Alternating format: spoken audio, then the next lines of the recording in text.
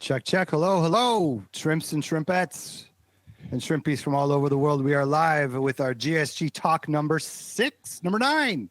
Number 9, 3 more under our belt. And today we have as guests, we have Toto Robyn from Boston, Massachusetts, and we have Kid Pochoclo from Argentina.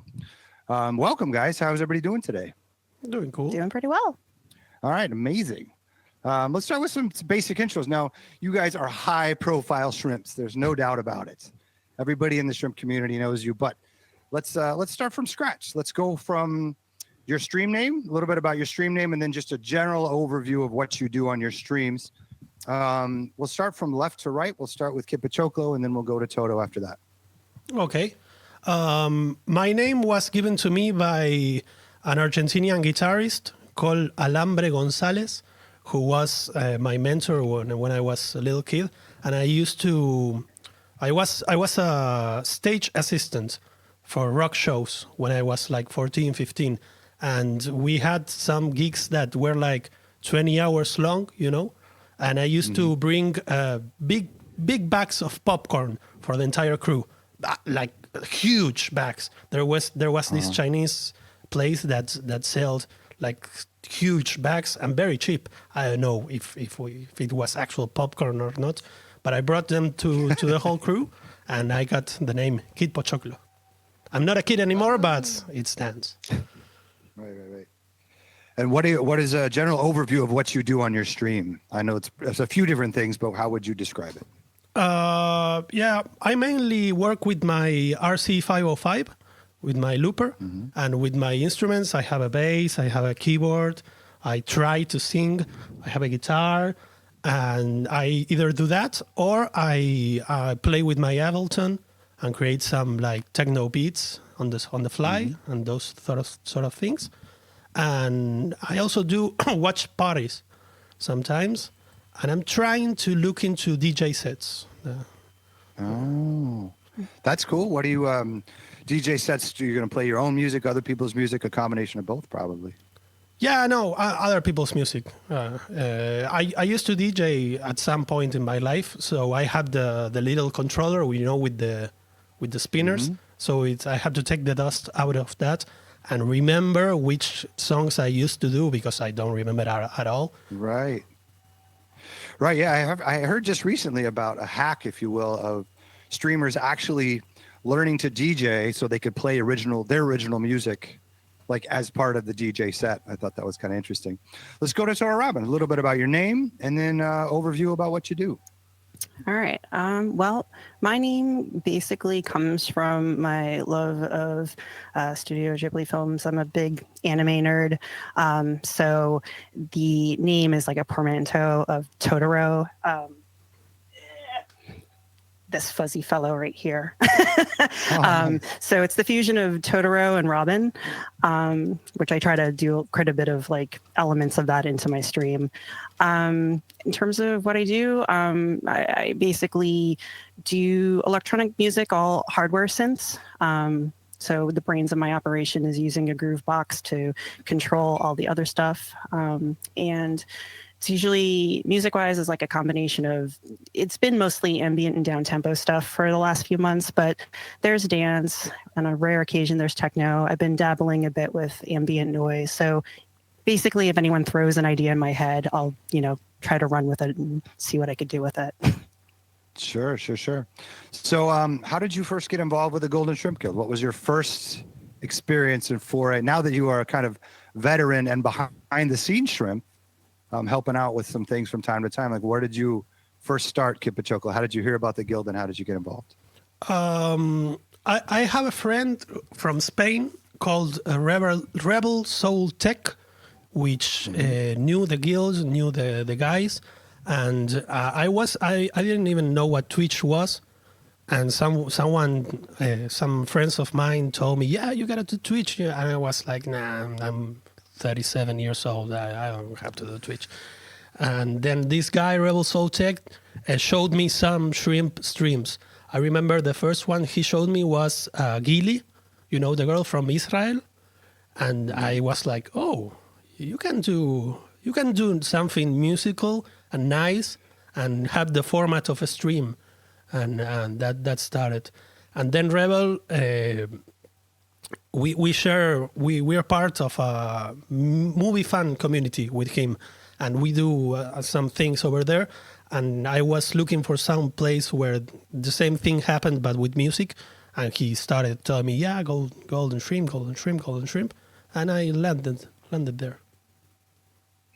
Cool. Toto, what was your first introduction to the GSG? So I had my introduction through Cowboy, who streams as the Entire Robot. He's been doing music for forever, but for a while he started like getting it more into modular since a few years back, and he started talking about, I'm doing more Twitch stuff now, and there's like this cool group that I'm going to be doing, this monthly Raid Train event for, and you should come check it out. So I watched one of his performances and then just kept on the Raid Train and like realized, oh my gosh, there's so many cool electronic musicians that I'm like, I would listen to this over radio any day of the week. And so I kind of started like lurking in a whole bunch of different people's streams and kind of absorbing all the different styles of music and all the different personalities. So that was like my first taste. Gotcha. Okay, that leads right into my next question, which is, who's some artists, whether they're streamers or just or non-streamers, that have influenced your sound, and how do you think your sound has changed over time as a result of them? Kid P, you can go first on this one. Well, I've been playing music all my life, like since I was an actual kid, and I think there are a bunch of artists that have influenced me.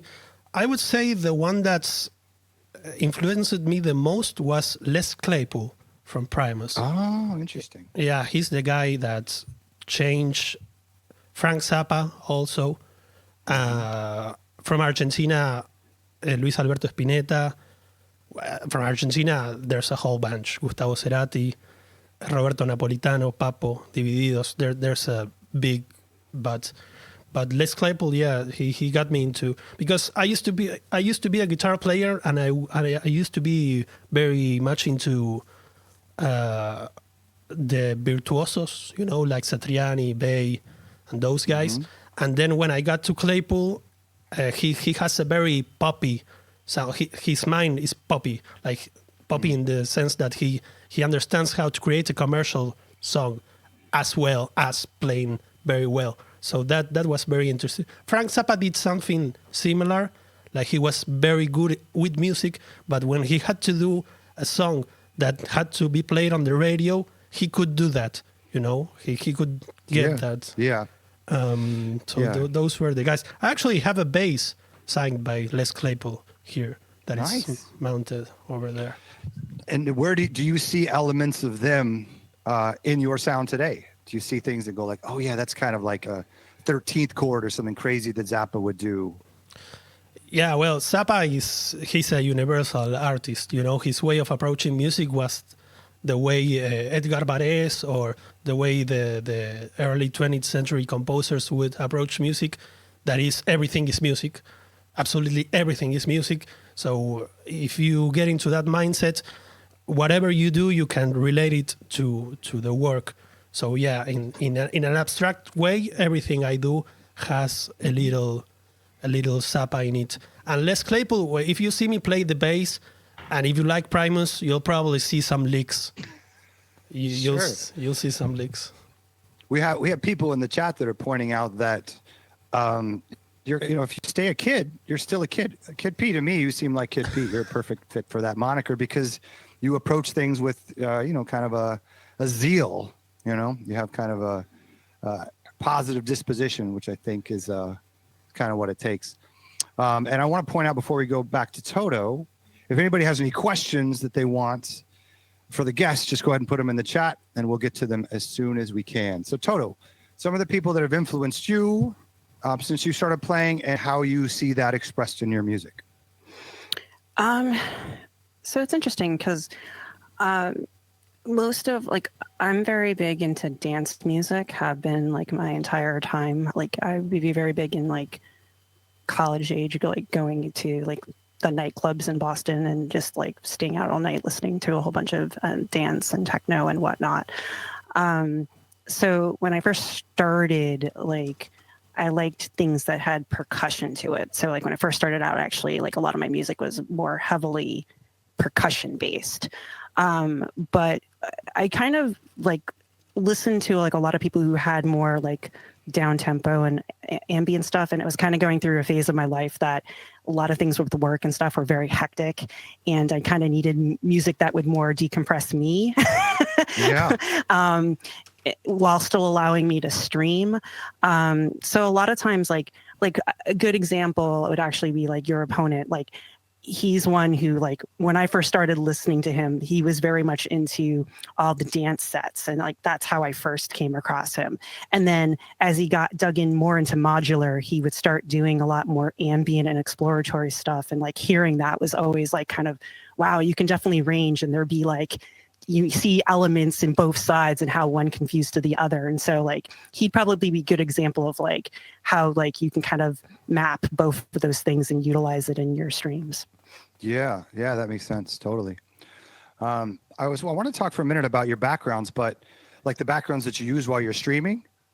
But first, I want to ask you both something about your actual physical backgrounds. And starting with Kid Pochoclo, I've noticed through your streams and through the interviews that it's very, things are always shifting. Sometimes you're sitting in front of a drum set. Sometimes you have a guitar. Sometimes you're on a patio. I've just noticed that your actual background changes a lot. And I was hoping you would speak a little bit to that. Okay. I have Asperger's syndrome, and I sometimes, one of the things that happens to me, every person that has this has different traits.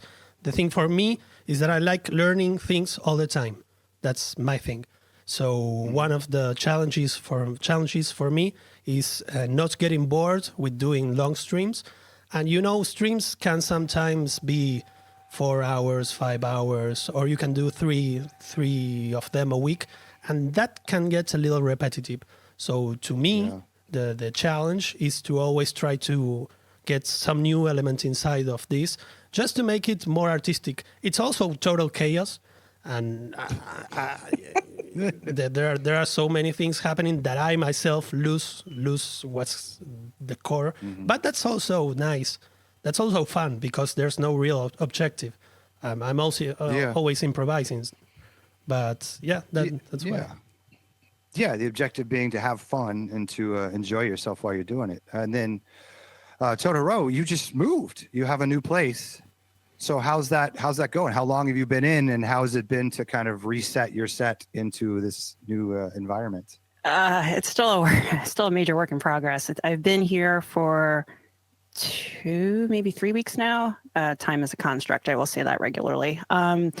So it's going slowly. My original, like, one of my exciting things that I was hoping to do is like move into a space that I'd be able to expand my music rig more.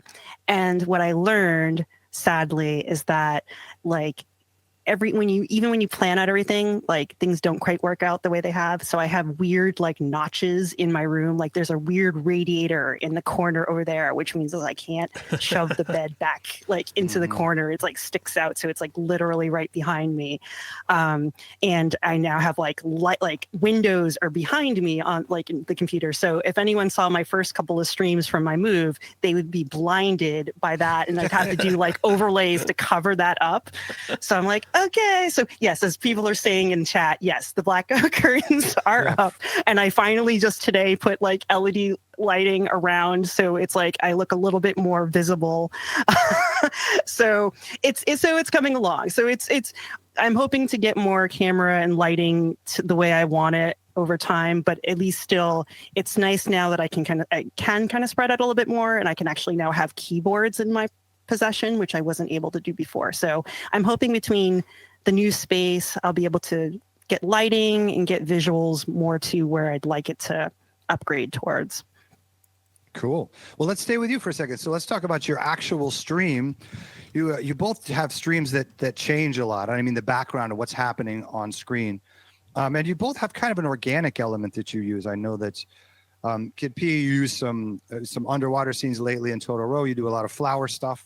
So Toto, do you want to talk a little bit about how you set that up and how you get all your visuals together? Sure. So I always joke that like before the pandemic, most of my interests were usually more like physical things like weight training and sword fighting and so forth. And really the only creative thing before diving into music has been photography. So I'm very big into photography. It goes in phases depending on like time of year and like whether I'm traveling or not. But one of my favorite things to take photos of are like plants, flowers, like background, like landscape stuff. So I myself know like I'm not as technical as many of the shrimp in our group. But what I try to do is like take my photography and then kind of do different layers or adjustments to it and use that as the background for my stream. So that's pretty much how it goes. So those are original photographs, a lot of what you use. Oh, yeah. Yeah. All the stuff is original photographs. And then oftentimes I'll use like an AI generator that will add like textural layers to it to kind of give it a little bit more interesting visual stimulation. But yeah, all the photos are mine. Cool. That's amazing. And Kid P, you're a graphic guy. Like I see your stuff on Instagram as well as your stream, and you're always messing with new graphics and your backgrounds are always changing. So like, what are some of the favorite things that you like to do, incorporate into your visuals? How do you go about it? Tell us. Well, like I said before, I mean, I love chaos as a way of doing art. I think it provides a lot of material, and the way we approach information, like in this time of history of humanity, it's all about chaos, like super information and things just flowing.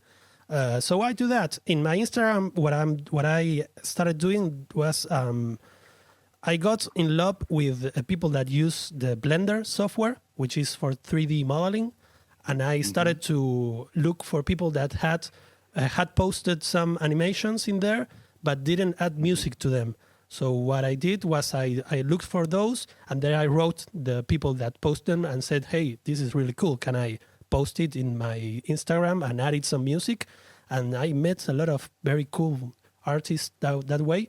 And after that, what I did, I started asking some people that were, people that draw, but for professional purposes, to do versions of my Pochoclo.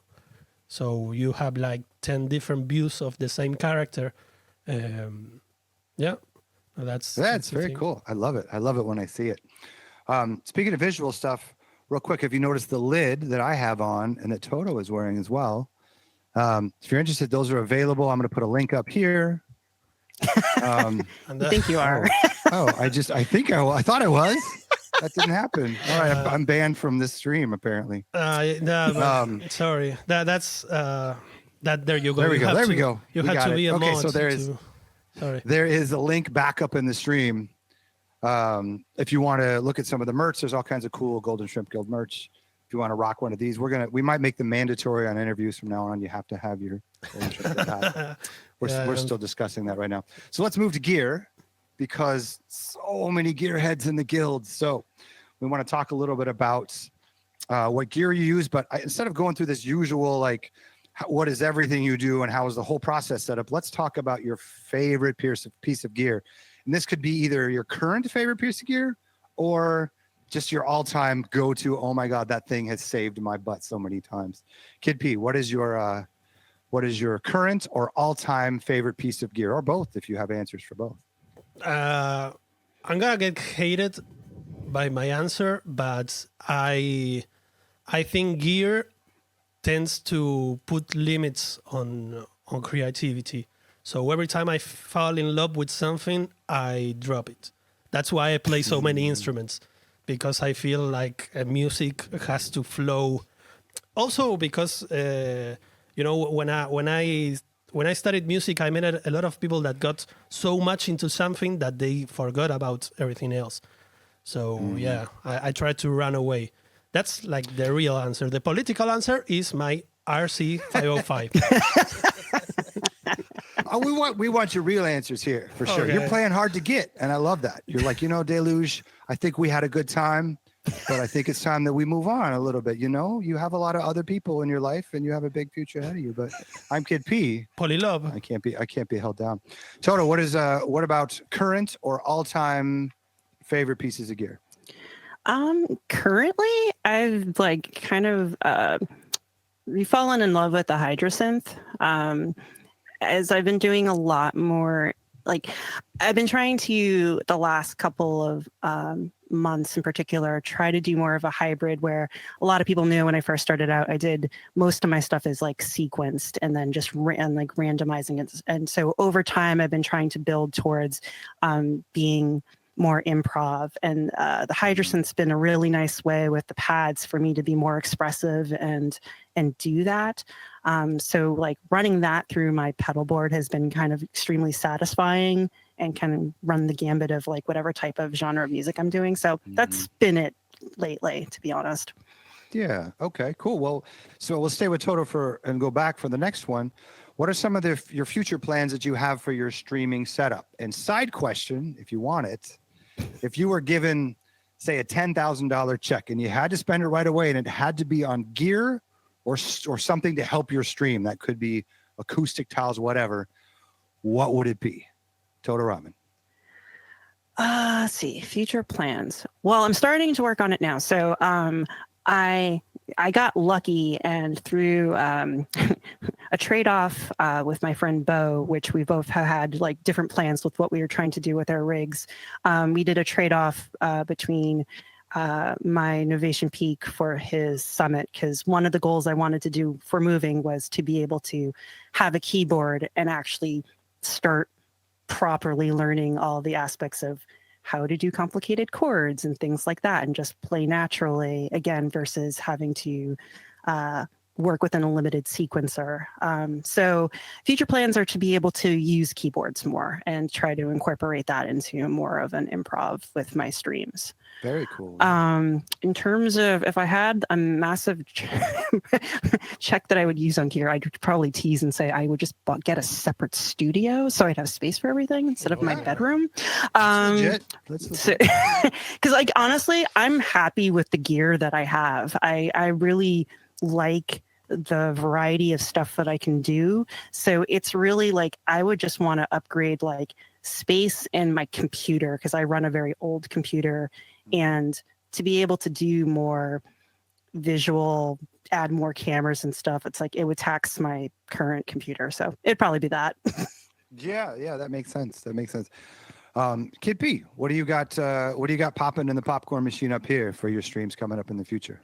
Well, it was supposed to be a surprise, but I can. Oh. We're working with Sander Kepler. We're working on some joint streams where we both play at the same time using Shamtava. That's the thing for the future. And if that goes well, I probably will be inviting people to do that with me. I find that very fun. Breaking news! I love it. You heard it here first. Yeah. I also and if I had the money, I would quit my job and not just do music all day. That will be my improvement. That's a really good answer too. I really like that. You can use it to buy yourself time because when you pick up gear, like I only know how to use any piece of gear. I can use about 60% of it. I've never learned everything about it because new gear comes along and you add it into what you got. But the thing I feel like a lot of us streamers, because so many people in the guild, they have to have day jobs. So buying yourself those extra hours to be able to get caught up, get your stream running, and then promote your stream. Have you ever been to the point where you're like, man, I got this great stream I'm doing. I haven't told anybody about it. Yeah. Like an hour, you're like, I didn't have time to promote it all. Cool. Okay. One of the things I wanted to ask both of you, because I know that you both play live. Kid P, you grew up, it sounds like, playing live, and Toto, you've been playing live a little more recently. So how do you feel like one has impacted the other? How do you feel like your live streaming has taught you things that you bring into playing in front of people, or playing in front of people has kind of given you some insight as to how to improve your streams? Kid Pochoclo, we'll start with you on this one. Um, uh, well, I had I had lost a little faith on music before I started streaming, because, well, it's the same everywhere. Music doesn't pay the bills. Music is something that will get your parents upset. If you say, yeah, I want to go to music school like I did, they say, okay, but what will you do for money? Those sort of things. So sorry, I forgot the question.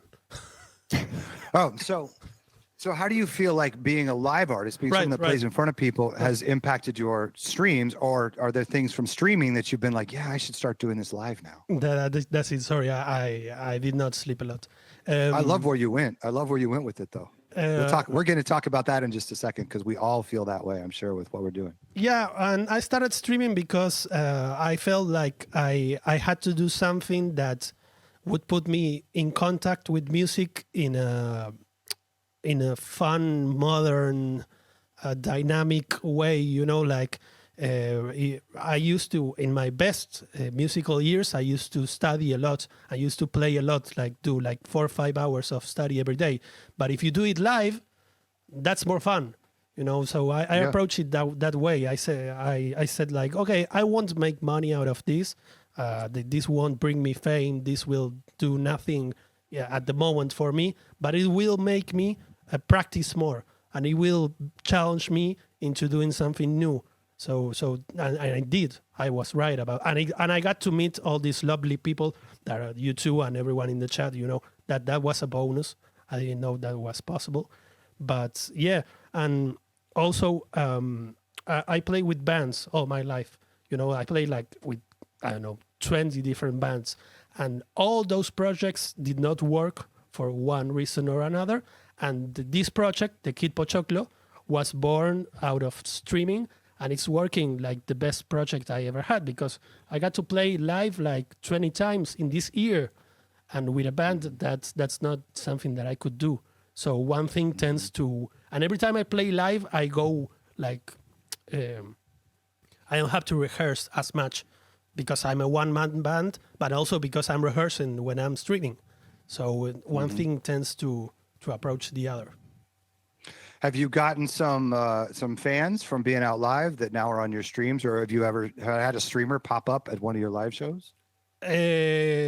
Not so much, because as you may have noticed, I do not speak English as my main language, and the Argentinian community in Twitch are small. There are some interesting Argentinian. There's the Conexos, who are from Argentina. Gente Perdón, who are from Argentina, and there are Fausto, that's from Argentina. But mainly the people that I play for here are from outside my country, and the people that go to my live gigs are from inside my country. What is happening to me right now, which is also another good surprise, is that young people, like 17, 18-year-old people, see me live somewhere, and they go, oh, where can I see your stuff? And I go, yeah, I do Twitch and whatever. And they go, you do Twitch? You play games? I say, no, I play music. That still happens to me as well. It's crazy that people have not people just don't have that information yet about Twitch. Yeah. Toto, what about you? You started playing out, I believe, a little bit more recently, but how have you, like, what elements of streaming did you bring to that performance? And then of your performances that you've done so far, what have you picked up that you brought back into your streams? So I'm probably one of the weird ones where, like, my music journeys started by streaming, and I'm like never actually expected or necessarily wanted to perform live. So like going from streaming to live gigs is interesting, because obviously the different dynamic. It's like when I started, it's like, because I'm still like learning curve and still am learning curve, but it's like, I was a lot more interactive vocally in my streams, to kind of engage and like kind of create like community and like a sense of like, if you come to my stream, hopefully I've made you laugh or made you smile, and like added that along to the music. So like that's how I kind of established myself. But going towards going live, honestly realizing you can't do that. Like, so like all of the live gigs that I've done so far obviously aren't me talking unless it's right at the beginning or right at the end, thanking everybody. And honestly, that's when my introvertedness would come in and just, I probably wouldn't say anything during a live gig. So it's weird how streaming versus that, there's a different comfort level. But I would say streaming to live gigs allowed me to truly take away, in essence, the reliance of having to connect personality wise, if that makes sense, and have it focus solely on the music. So like my personality would have to be reflected in the music. So it's like, if I want to be expressive, what type of genre or what influences of sounds are going to do that and get people engaged if I can't be my personality. So I've had to adjust to that. And in a sense, that's kind of helped bring back to streaming, because now I realize I don't have to talk as much. And I'm like now starting to find a better balance of, I'm not talking regularly during my streams, or like if I'm doing one of my casual Tuesday ones, that one will be more interactive because it's not a raid train. It's not like a big time kind of like event, but for more specified streams, I'll convert my talking to typing, or do it in between songs. So each thing's kind of like flowed in between each other, but kind of allowed myself to trust myself more as an artist and not a personality. Yeah, that makes sense. Yeah, it's a very tough balance to find. Kid P, I've noticed that you chat on your streams, but you seem to have a good flow going. Do you have a formula that you use of talking to playing, or does it just come off the top of your head? No, I was going to say that that's interesting what Toto is pointing out, because to me it's the opposite. Like when I started streaming and people were like, "Oh, talking to me," I was, "Why are you talking to me? I'm playing. Why do you go to a concert and you speak to the musicians? What are you doing? Are you crazy?" But then it was, "Oh, this is what Twitch's all about. You have to be a host as well as a musician." So it's the opposite road for me.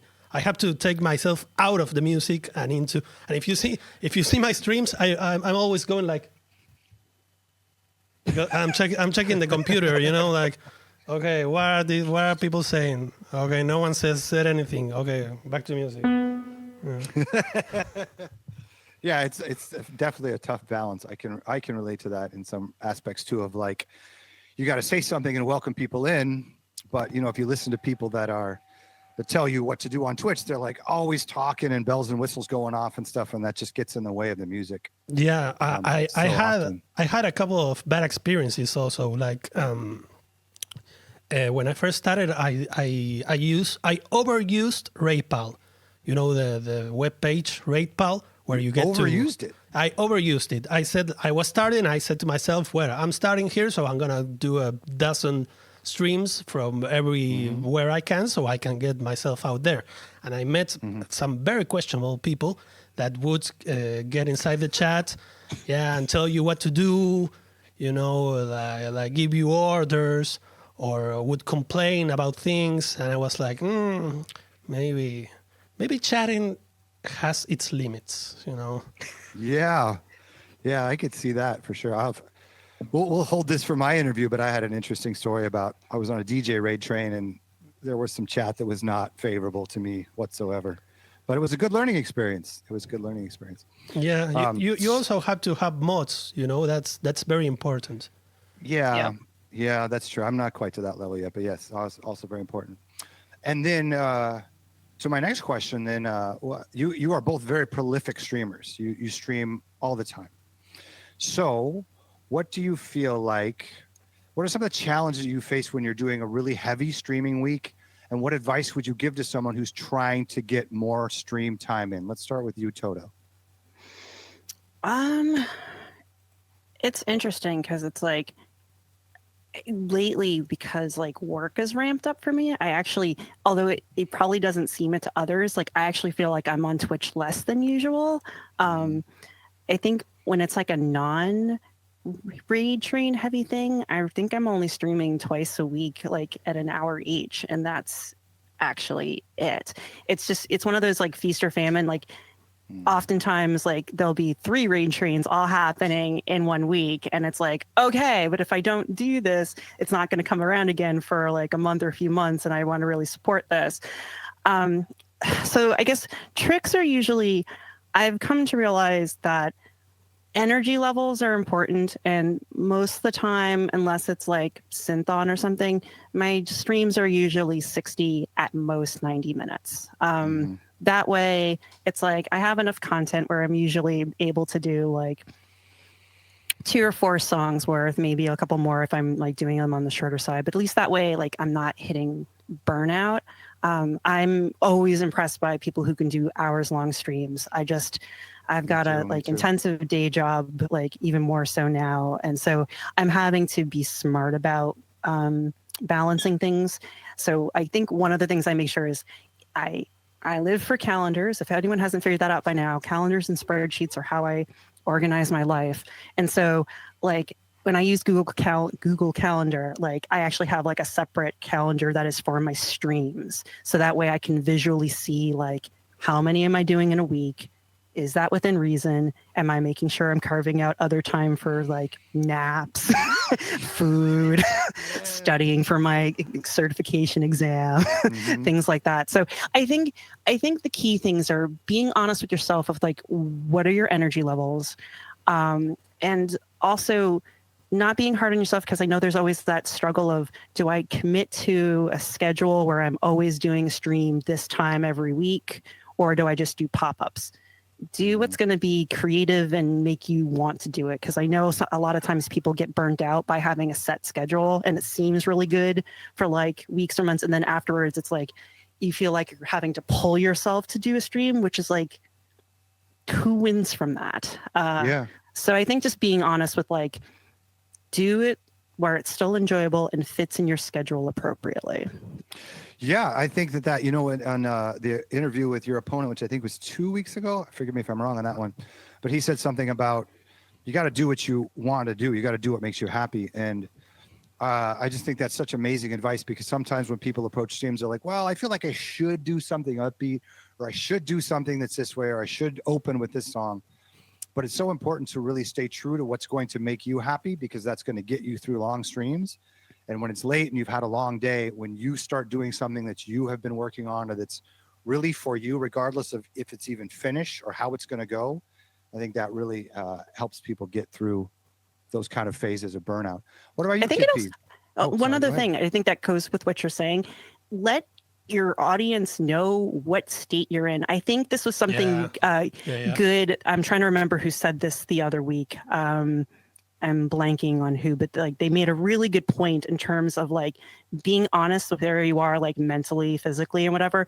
Like if you don't think you're putting on like 100%, just tell people in advance, like, okay, this is going to be an exploratory stream, or this is going to be like, I'm not sure where we're going to go with this, so let's run with it. I think giving people realistic expectations at the front gives people like the reset of like where they want to be with the stream with you. And if it just doesn't fall with them, they'll go elsewhere, and that's fine. So I think that's another piece of good advice than what you just said. Yeah, that was stolen advice that I had. So Kid P, what are some of the challenges you face with doing a lot of streaming, and what advice would you give to someone that's trying to get more stream time in? I think Toto is more wise than me, because she has been doing this for longer than me. I've been doing this for like 7 months or something. But there are a lot of things from the IRL music world that I think can apply to this. And one of those is, well, like Toto said, I think it was Javen Fox who said what you were. That was it. Thank you. Yep, it was totally Javen. Being honest about what you're doing is important, because if you are not, people will notice anyway, because you're very exposed on streams, you know?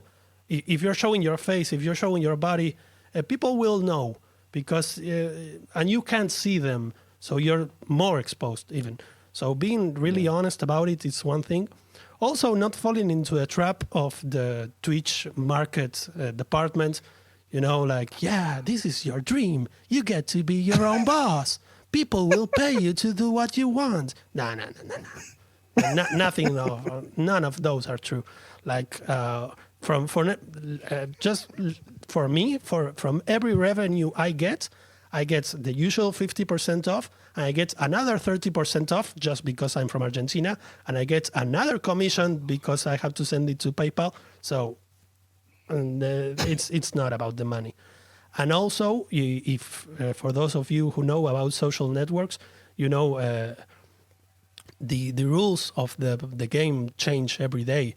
So you never really know what's happening or what you should do to gain more. So just have fun, do something that will give you something, spiritually, like it will connect you with yourself. Just do it for you, and people will like that. I think that's the best way to approach it. I love that. Yeah, and don't go down those how to get more streamers rabbit holes, because it only ends in heartbreak, and you can't. There's those metrics that they put out there are just ridiculous.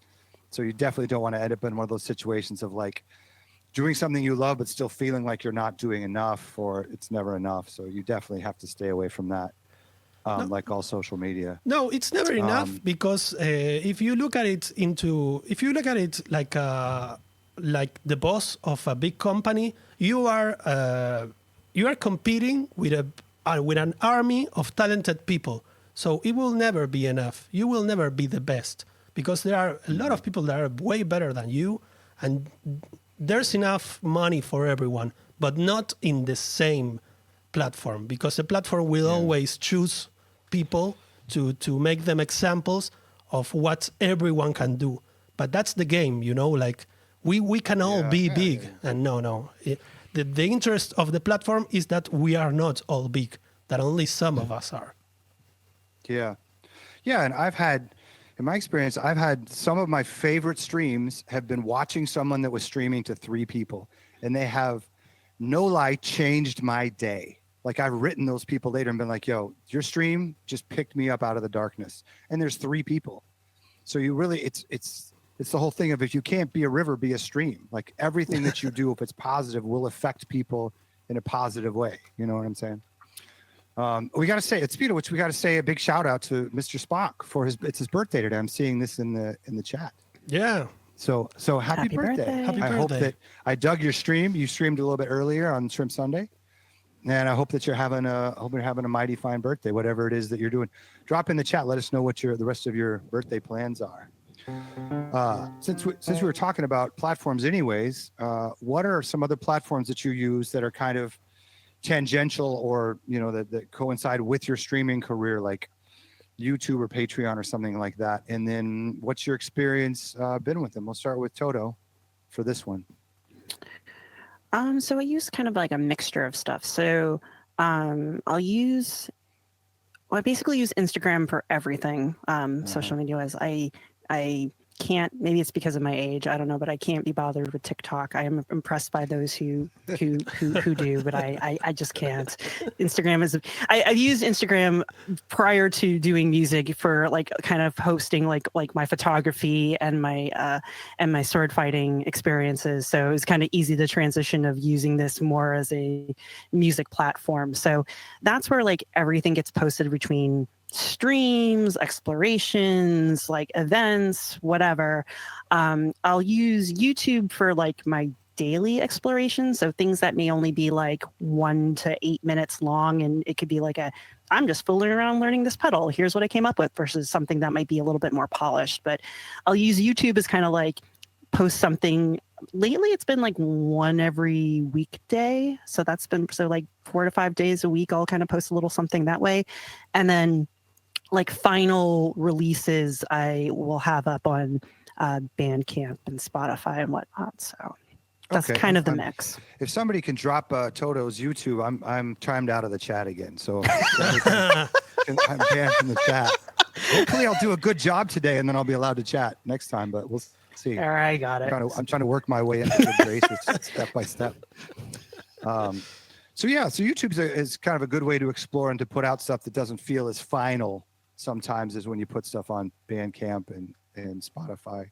Especially, I think you're on your Bandcamp and Spotify now, Toto. Is that correct? Yeah, I've worked with X Studios to actually start producing stuff into like like all the channels. So yeah, so it's now, it used to be just Bandcamp, and now it's like Apple and Spotify and whatnot. You can find all like the final releases of things I've done. Cool. Kid P, what are some other platforms that you use besides Twitch, and how do they interact with Twitch in your streaming and that? Well, I'm a web developer by trade, so I used to work as a social network. How do you call it? The one that you call to manage your social networks. So I got kind of sick of them a little bit.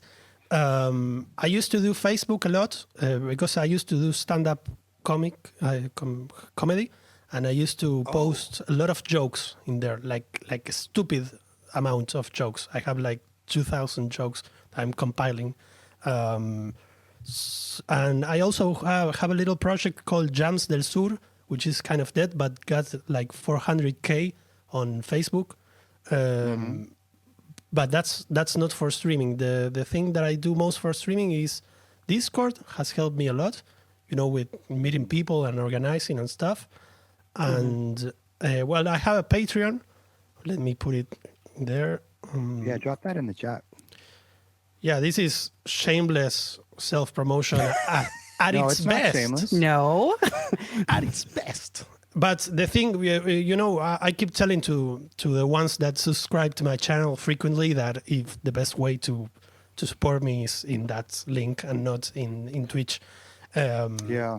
I'm also providing music lessons for some, if anyone wants that, in Patreon. So you. What do you teach?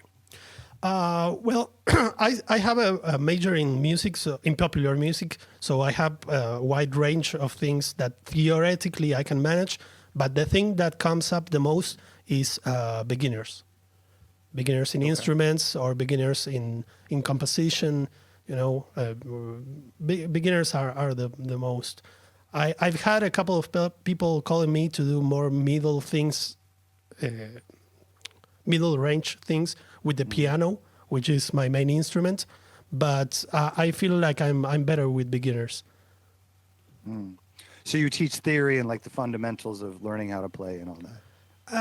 Well, it depends on the person. That's kind of the job. You have to understand what's the objective of the person. Theory does not work for everyone.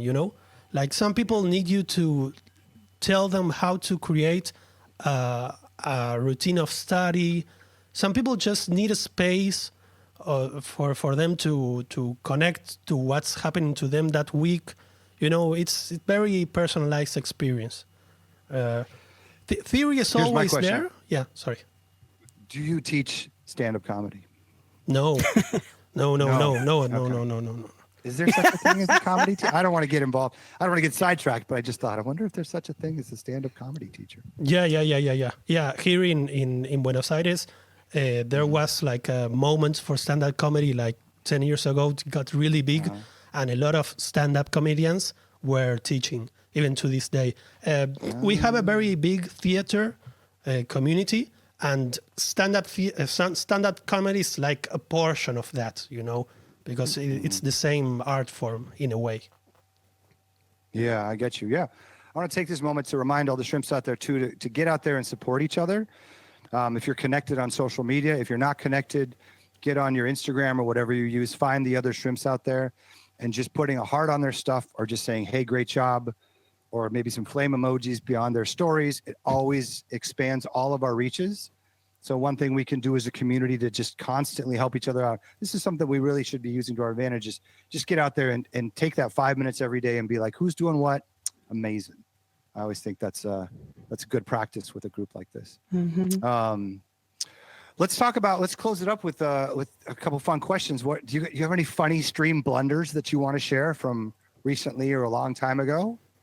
KP, we'll go back to you on this one. Do you have any like, oh my God, I can't believe that happens? I have a kind of stories you want to share with us? I have 1,000 stories. 1,000? Yeah, because this thing where I got so much into raid trains, I fucked up in every possibility in the multiverse. Like I did some streams.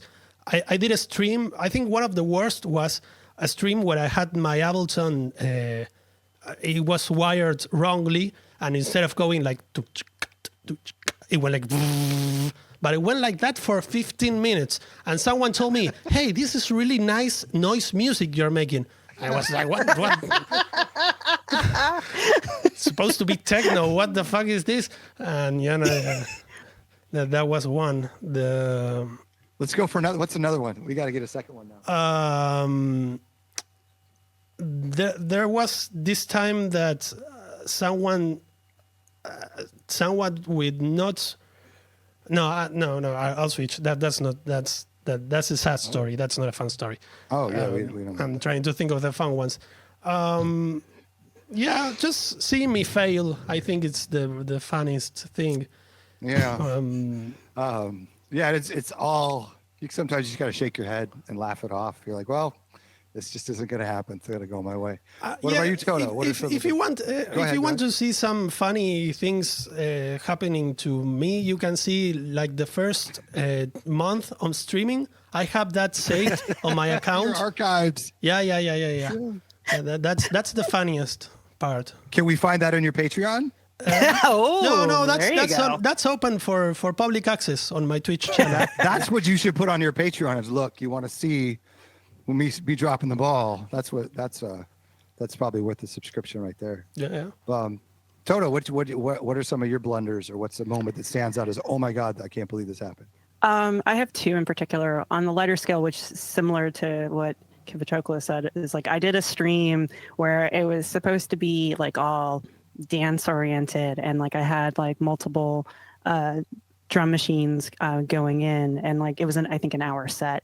And I'm like, if you saw me on video, I'm like bobbing and dancing to the music and everything like that. And afterwards, I realized that the primary drums that I was using in my set, though I could hear it in my headphones, did not put out into the mix. So basically, my stream was primarily an ambient stream with me bouncing around. Yeah, exactly. I'm like, and so usually the joke that your opponent in Latui will be like is when I'm doing a stream, it's like, drums are on. I'm like, thanks. Just wanted to make sure. So I think that's one. And the other one was like 2 winters ago when Synthon was Synthfest, and we had like the cooking based stream. It was the only time I like attempted to do a remote Wi-Fi stream, and that was a disaster. It's like the Wi-Fi wasn't picking up, everything was stuttering. It just turned into basically it became my stand-up comedy stream. So there was music intermixed, but it was like I was just doing weird stuff with like there was can crushing, there was like banana smushing. It was just like this is like the quality trolling like Twitch content you go for, not lovely music streams. So those two are probably like the most entertaining ones for different reasons. You said cooking? Did you say cooking? Yeah, it was a cooking based event. So like some people during their streams, like I think Killer B was like making a chili in the background as his music was playing. And yeah, it was just like, so yeah, people were incorporating food as like part of like whether it's background or actually making stuff or whatever. So oh my goodness. Kid P, advice for streamers that are just starting out. What would you say to them? What advice would you want to give them? Relate yourself with people that think alike, like people that feel like you. Always know that behind every account there can be a 12-year-old boy with few friends. Yeah. That's very important to keep in mind, and make communities. Don't go it by yourself. Like the whole logic of Twitch makes you think that this is an individualistic approach, but it is not. It is put out that way because of what I said earlier. Because if you promote individualistic behavior, then people are easier to control. But if you create community, you will use less energy, and you will get more things done, and you will help others. So it's very much nicer. Yeah, and use the guild. Yeah. I mean, there's channels in there for shrimp support. There's channels in there being human. if some days you're like, man, I just don't even know why I'm doing it anymore. Just jump in there and say those words. Say, man, I don't know why I'm doing it anymore. And people will be in there to give you words of encouragement. I mean, use the resource that we have. Until we have the Golden Shrimp Guild, until we have our own Twitch, where it's just the Golden Shrimp Guild streaming platform, which I'm sure is probably only a few days away. I got to check with Active. I'm sure he's working on it right now. Don't give them ideas. We already. Oh shoot! More secrets, more breaking news. Toto, words of advice, some final parting thoughts to people that are just starting out streaming. I would say be yourself. Like, do the music or do the stream that you want to. You know, like if you want to take influence from others in terms of like, I like this element, I'm going to incorporate it, but do what's going to make you happy by the time you're done with the stream and like that you felt you got something out of it. And then the other thing I would highly suggest is like, build your community. Don't just stream for yourself. Go into other people's streams, support them. It's like what you just said a moment ago, Mitchell. It's like, like, honestly, I don't think I would have gotten the growth that I did if it wasn't for like me participating in other people's streams, me encouraging them, me saying what things I liked about it. And I'm not doing that to just like better myself. I'm doing that because all of these people have had big influences of like how I've gotten to like grow as an artist. And the way that you like be able to express yourself gets connected to everybody else. So I like take advantage of the community as much as possible. Don't just like make it be one-sided. Give as much as you get. Absolutely. We don't want to be those artists that are just me. That like every time you check their stuff, you're like, oh yeah, you're doing this, you're doing that. You want to be one of those artists that's like, hey, check this other person out. And it goes so just taking the time to write a sentence. Hey, I really liked what you did. It goes so far to make people's day and make people feel like it's not just an emoji, like that person actually took time out to connect with me. Also amazing. Also, if you get to know people that are big, there's a whole team behind them. You get to see one person, but there's a whole team behind them. Yeah, absolutely. Yeah, we do have, I think a lot of people have expectations that are kind of built up by just seeing people in position, seeing artists that are big artists, and they're like, I just got to get there. And they don't understand that those artists knew somebody. Those artists had tens of thousands of dollars of funding. They had they had a lot of stuff that other people might not have. So it's important that you don't compare yourself to a lot of what's kind of pushed on you when you're streaming on Twitch or by YouTube or by Instagram and all those things, TikTok. Cool. Well, hey, thanks for joining me. I want to thank everybody for hanging out in the chat and getting some words of wisdom and some fun stories and everything along the way. And special thanks to Mitchell for doing such a fantastic job guest interviewing. It's like, it's nice to be able to have you do this and also give an opportunity to hear a lot about Kid Pochoclo, which I think a lot of people have been wanting to for hear. weeks. So both of you done a great job. People want to know about the Pochoclo. Like that's what I've been saying for weeks now. So finally we got some kernels of corn popped in our face. So hopefully within 6 months we'll do it again, I'm sure. No, this was a nice experiment. It's also a proof that anyone can be a host, as anyone can be a guest, and not to saying that, not to diminish what you've done. You've done a very no. Don't get me wrong. You done good. You've kid. done a very good job. This has gone very smooth. But this is some folks have been asking if there was a chance of hosting, and there is. You just have to like be active in that way. We're not gonna call you and say, hey, this is you're on. Yeah. you have to be active in that. But yeah, it's a possibility. Yeah, let me say that I was super nervous going into this, and it was just a ton of fun. So if you're watching this and you're like, wow, I want to do that, but I'm kind of nervous, don't worry about it. We wrote Pochoclo helped me. We wrote some questions up ahead of time, so it's a ton of fun. If you're a little nervous, I would just dive in the pool head first, and we'll see what happens. Nice. Cool. Okay.